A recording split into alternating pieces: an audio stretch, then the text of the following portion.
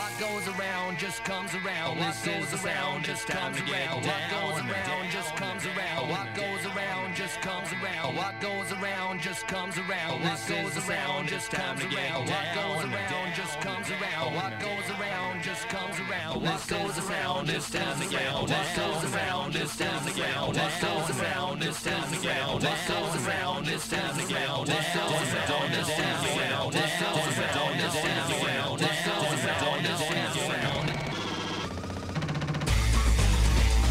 No, I'm just kidding. What's up, guys? Welcome to Epileptic Gaming Week 140. Yeah, we had some mic issues. So it happens when we don't have our audio expert here in the studios. It is Week 140.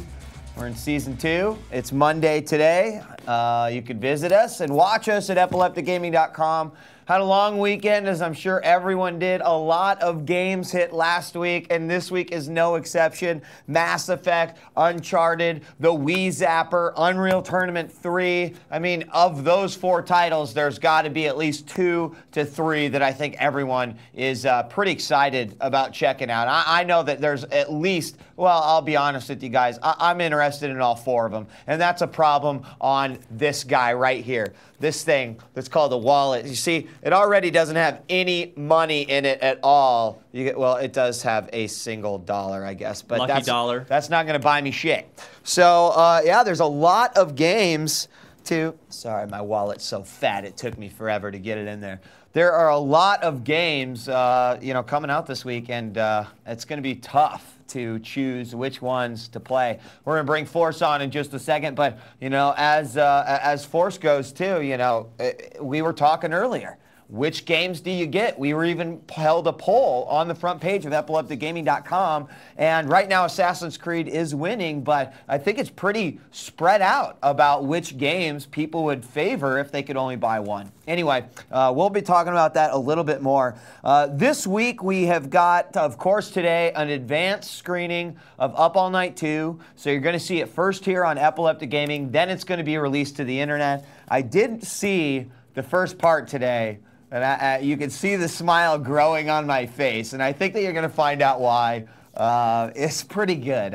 Even I found myself laughing quite a few times, so I don't know. We'll find out what everyone thinks once the time comes. Tomorrow, Michael Denon, President and CEO of Faramix, is going to be joining us in the studio for about 30 minutes. And then on Wednesday, we're going to have Jason Rubin, the man behind Crash Bandicoot and Jack and Daxter, formerly of Naughty Dogs, now independent. So that's going to be a great day as well. And then on Thursday, of course, it's Turkey Day here in the United States. And Friday is an unofficial holiday here in the office, so we will not be airing Thursday or Friday. Now, to make up for you guys, I've already talked with Force, and we're going to definitely have multiple review days next week. So I know that there's a lot of games that we need to catch up on. Force has got like 20,000 different titles that he's just sitting on. I know I've got several PSP games as well as some AAA titles that we haven't even had a chance to talk about. So we're going to be bringing you all of that good stuff in just a moment. And let's go ahead and introduce the guys who helped make this show possible on Stick'em Ustream moderation. We've got Virai. What's up, buddy? How's it going, everybody?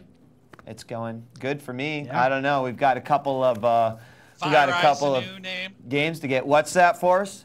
I said Virai is what we're calling him now. Well, you can call him whatever you want. We're dropping intern now. It's Virai. You're official. He's always been Virai, dude. Yeah. You can call me Tyler, He's though. I always don't been care. intern to me. I'm sorry. Oh, Force. What a punk, man. You're so mean. Yeah. You were there too once. Over on production, we've got Camera. Oh, what's up, guys? You look a little different in that seat. I know. It's kind of a backwards position. I almost wish I could fix this camera, but it's feeling good over here. Looking forward to the show today. All right. Well, guys, before we get started, and we are going to be premiering Up All Night Episode 2. Before we get started, of course, I've got to introduce Force. He won't let me let that happen. Force, I want you to start with the story that you told me today. First of all, guys, if you're new to the show, Epileptic Gaming, Force is our guy from the Midwest, and he offers the opinion that, well, we, as other hosts, don't have. So he's an important aspect of the show. Force, you had a red ring, but the story is much, much better than that. Tell me about it. It was like, it's sort of like the world was coming down on me. I got a red ring, I lost my cable. I'm in the middle of a writer's strike on TV right now. It's like the whole world came down and said, Force, you need to get a life. And I said, screw that, you know. I'm going to figure out how to do this. That's actually a scary thought, and Force. I was almost in tears, guys. So I'm on the internet watching YouTube videos of the towel trick, and I decided to try it. Wrap my shit up in a towel, let it run for 20 minutes, take off my towel, and it does not work.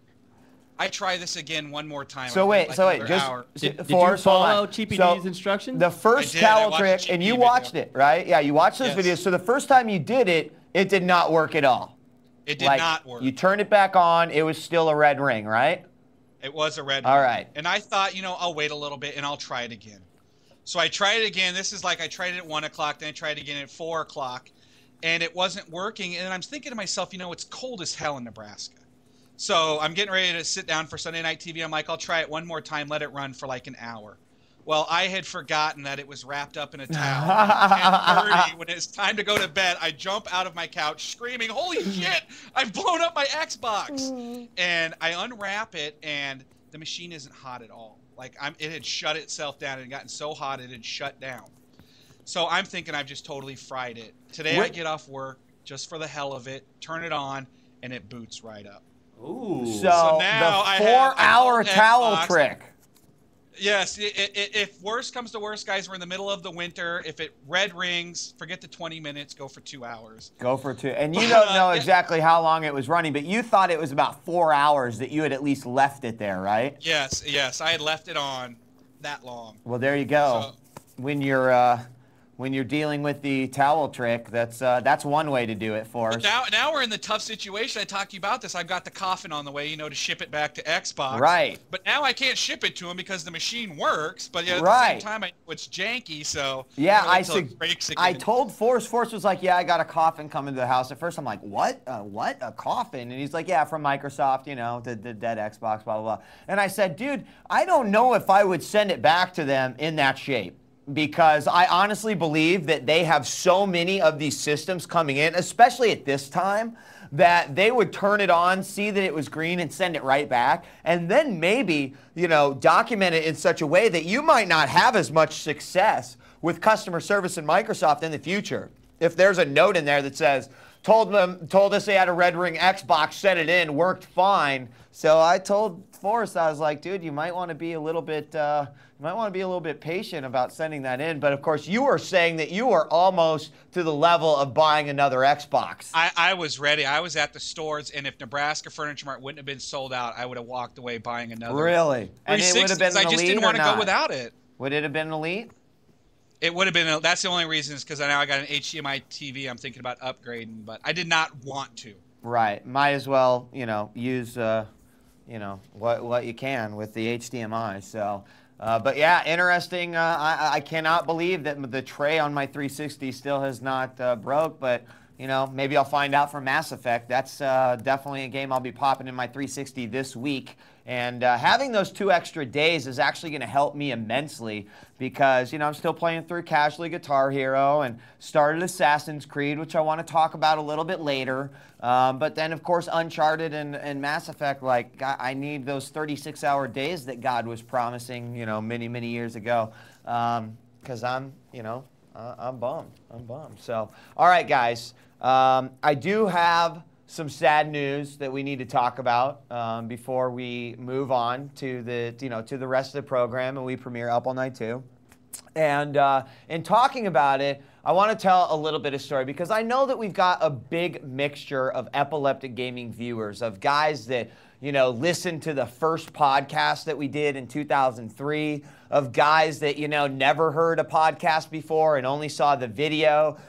You know, guys that used to listen to the podcast and then came back after we started doing video. But we've got a wide range of people that watch Epileptic Gaming. And, you know, one thing I think that everyone sort of learns about Epileptic Gaming as you watch more and more of it is that there is sort of a legacy to it. You know, Epileptic Gaming was started by myself and Grayscale back in 2003, and, you know, half the people that watch Epileptic Gaming today are probably like, Grayscale, you know, oh yeah, I've heard of that guy. You guys talk about Grayscale. You know, Nice Guy Ed. was a host for several years, and of course when Force came in, you know what? It was like episode 52 or something, right, Force? I mean, you actually listened to us before. I thought it was a joke at first. I always think about how I was like I wasn't going to speak to 10 people, and look where we've come. I like that. Yeah, Force actually thought it was a joke once.